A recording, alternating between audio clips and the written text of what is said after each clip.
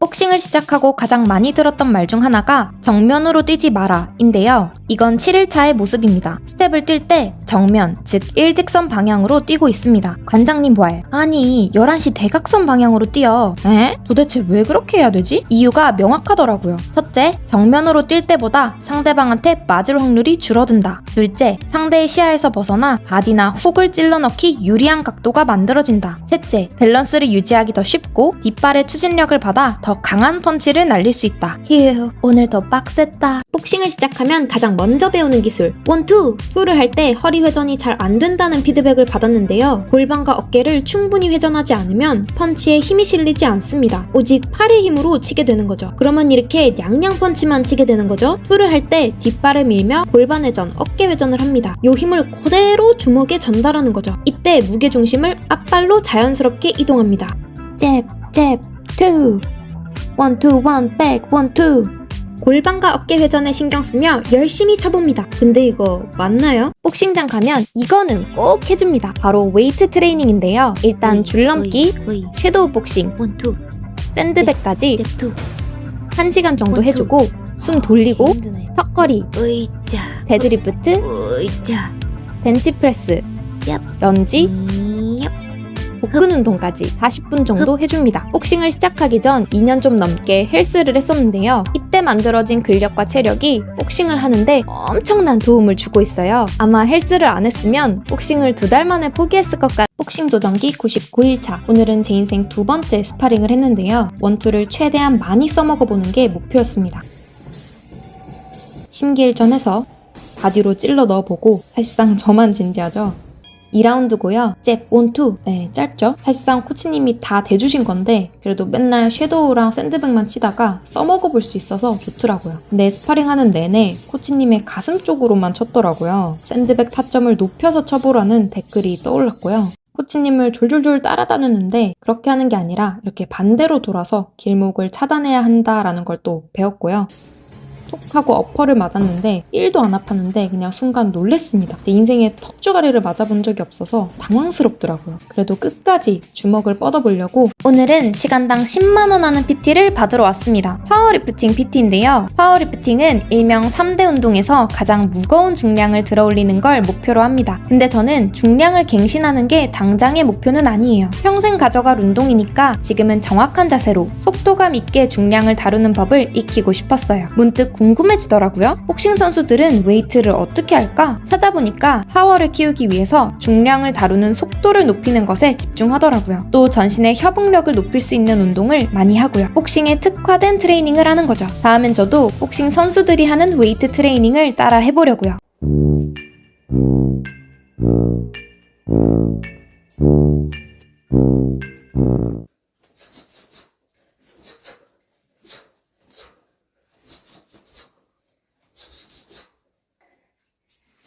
복싱이 생각보다 안전한 스포츠라는 거 아시나요? 복싱을 시작하기 전에는 여기저기 피 터지고 쓰러지는 모습을 상상하게 되잖아요. 근데 저 같은 일반인이 출전하는 생활체육대회를 보니 전혀 그렇지 않더라고요. 무거운 글러브를 착용하는 건 물론이고 보호장비도 야무지게 착용해야 하더라고요. 널 쓰러뜨리고 말겠어. 난 너보다 강해!가 프로복싱의 목표라면 생체가 따르고 있는 아마추어 복싱의 목표는 유효타를 더 많이 때려 넣겠어! 입니다. 기술력, 정확도, 경기 운영 능력 등을 종합한 채점형 방식이고요. 저 곧 생체에 나가게 될 것 같은데 유효타 한 대라도 때릴 수 있겠죠?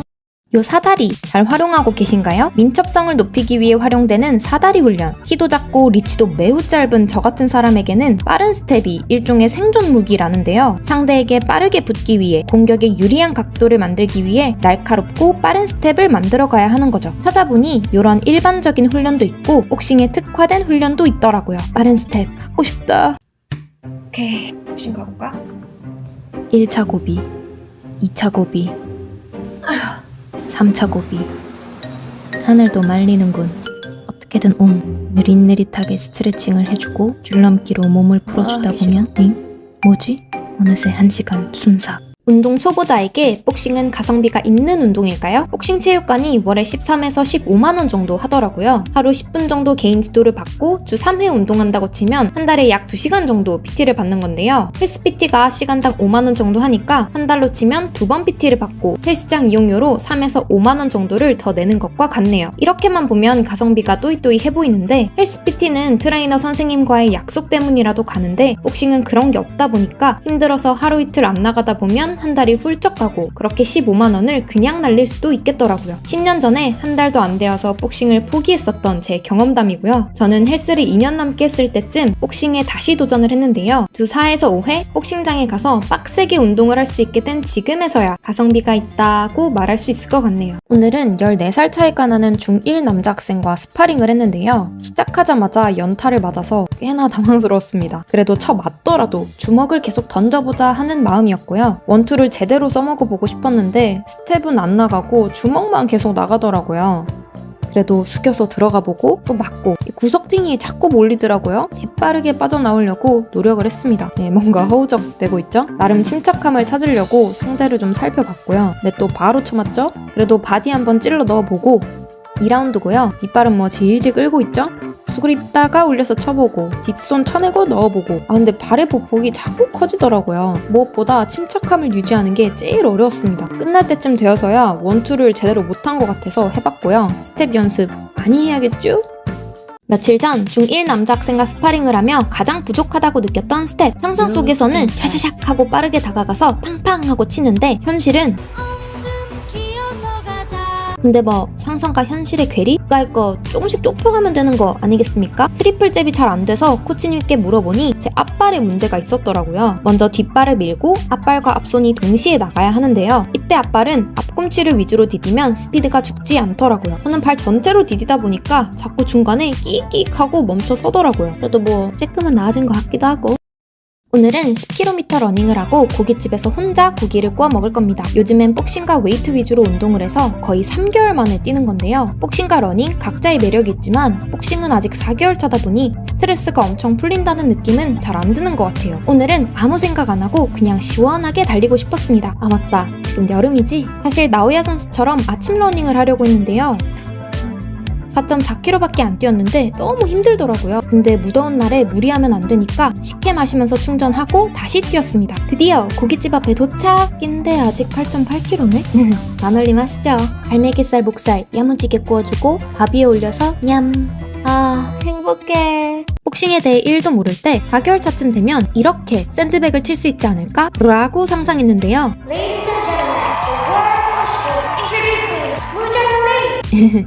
말도 안 되는 상상이었구나. 아직 형편없지만 요즘 샌드백을 칠 때 나름 신경을 쓰는 부분이 있는데요. 바로 몸의 밸런스입니다. 무거운 백에서 조금만 세게 치면 스탠스가 불안정해지더라고요. 그래서 타격 전후에 밸런스가 잘 유지되고 있는가에 집중해보고 있습니다. 생각만큼 몸이 따라주진 않지만 계속 가보자고요. 복싱장 등록하면 받는 요 글러브 8온스짜리 글러브인데요. 처음엔 이거로 샌드백을 치다가 요 뚱뚱한 글러브를 끼고 스파링을 하게 되었는데요. 개 무거웠습니다. 주먹이 안 나가더라고요. 왜 이렇게 무거운 걸 껴야 하는 거야? 알고 보니 스파링용으로는 안전상 내장재가 많이 들어있는 16온스를 쓴다고 하더라고요. 찾아보니 여자 생체의 경우에는 보통 12온스를 쓰는 것 같더라고요. 그래서 이젠 샌드백이랑 미트 칠 때 12온스 글러브를 사용하고 있습니다. 여러분은 몇 온스를 사용하고 계신가요? 인생 첫 타이슨 푸시업에 도전합니다. 가보실게요. 이렇게 발바닥을 붙이고 그다음에 이거를 스쿼트 하듯이 앉으랬어. 앉고 하면서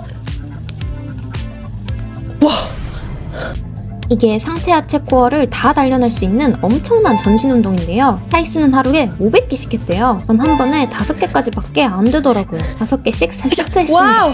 Unbelievable! 쑥 앉고 뿌피! 여러분 이거 진짜 좋으니까 한번 해보세요. 복싱이 재미없어지려고 합니다. 스텝은 계속 꼬이고 특히 요 샌드백은 쳐도 엉성한 것 같아요. 운동하는 내내 답답하기만 하고 진짜 고행 같더라고요. 이럴 때 저는 예전 기록을 꺼내어 보곤 하는데요. 내가 이렇게나 성장했어? 하며 잊었던 성취감을 다시 느낄 수 있더라고요. 한 달 뒤, 1년 뒤에는 더 멋지게 성장해 있을 스스로를 기대하게 되고요. 아직 잘 못해도 하루하루 성실하게 운동하는 스스로가 너무너무 기특합니다. 꼭태기 넘어갈게요. 오늘은 2명의 중1 남자 학생과 스파링을 했는데요. 턱 땡기고 들어가보자. 에잇! 긴장해서인지 스텝이 영 안 움직이더라고요. 근데 이 친구 주먹이 매콤하더라고요. 위에서 자꾸 맞길래 아래로 가봤고요. 얼굴 쪽으로 타격을 해보려고 노력했습니다. 근데 이때부터 이 친구 주먹이 좀 더 세지더라고요. 진짜 혼비백산이었습니다. 헤드기어가 너무 크고 찍찍이 고정이 안 돼서 사실상 무용지물이었습니다. 2라운드고요. 자꾸 주먹이 2개가 다 나가더라고요. 그리고 맞고 나니까 솔직히 좀 무섭더라고요. 상대가 나보다 훨씬 잘한다는 걸 느끼고 있어서 더 무서웠습니다. 그래도 나무님 짠에서 최대한 얼굴을 때려보려고 했습니다. 한 30초 남았을 때 너무 지치더라고요. 많이 맞기도 했고 숨을 제대로 못 쉬고 하다 보니까 더 지쳤던 것 같습니다. 이때부턴 진짜 안 맞고 싶어서 주먹을 냈습니다. 헤드기어 주문해야겠다.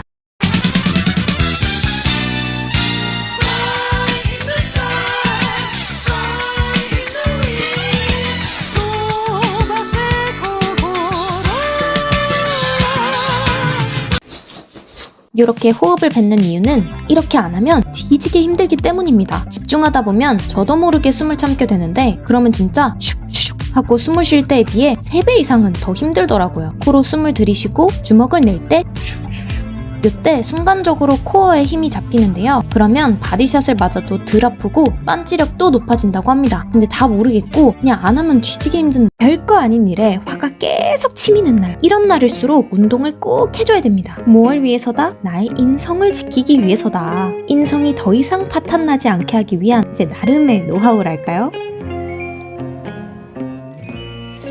뭐 다른 사람인데? 마이너스 45kg급으로 인생 첫 복싱 대회에 출전합니다. 현재 몸무게는 46kg가 아니네? 2주 전엔 46kg였는데? 44.9kg가 되어야 개체 통과니까 2.8kg 아니 깔끔하게 3kg 빼볼게요. 대회도 대회인데 요즘 우울하고 무기력한 날을 보내고 있는 터라 이참에 몸과 마음을 다잡는 시간으로 2주를 보내보려고 합니다. 배달로 연명하던 지난날이요. 안녕! 하루 최소 한 끼라도 건강한 다이어트식을 직접 만들어서 먹어볼게요. 아니 잠깐만, 가스불이 안 켜지는데. 복싱을 시작하고 가장 당황스러웠던 순간, 2달 내내 콩콩이 스텝을 뛰다가 힘드니까 걸어! 라는 말을 들었는데요. 어떻게 걷는 거예요? 경기를 찾아보니 이렇게 걷다가 필요한 순간에만 뛰더라고요. 그래서 워킹 스텝을 연습하기 시작했는데요. 확실히 덜 힘듭니다. 밸런스 유지도 쉽고 펀치도 비교적 세게 나가더라고요. 근데 걷는 게 편해지니까 뛰기가 싫어지더라고요. 순간적으로 빠르게 움직이고 싶어도 발이 잠겨버린 느낌을 받고요. 2스텝 간 전환이 자연스러울 수 있도록 연습해보고 있습니다. 여러분은 어떻게 하고 계신가요? 와, 여기 분위기 진짜 좋다, 그치? 근데 영화 진짜 재밌었다, 그치?